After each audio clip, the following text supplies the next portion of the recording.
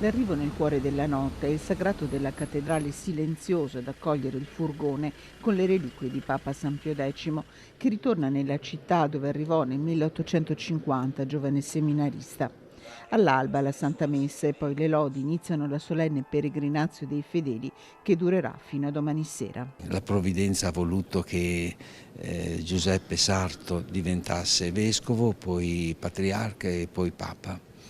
Ecco, però è la storia di uno di noi, non è la storia di uno che cade dall'alto, ma che nasce dalle nostre terre, dalla nostra cultura, dalla nostra spiritualità. Immaginiamo i genitori, i nonni, gli amici, i vicini di casa.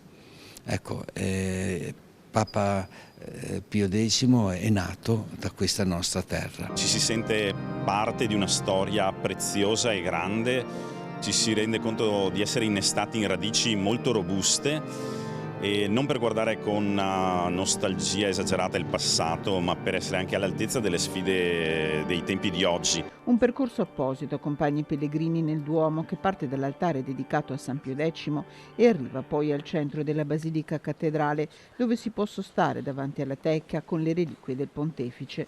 Un legame solido quello con la chiesa di Padova, un silenzio che nella contemplazione si riempie di preghiera. È stata un'emozione? Sì, sì, veramente, grande anche, perché io ero bambina, perché mi ricorda tante cose. È un silenzio, una cosa rilassante, ma dentro una cosa emozionante. Domani alle 18, durante la celebrazione dei Vespri, che saluteranno le reliquie che si sposteranno a Venezia, dove San Pio X fu patriarca, dalla Basilica Cattedrale e da tutte le chiese di Padova salirà una preghiera per la pace.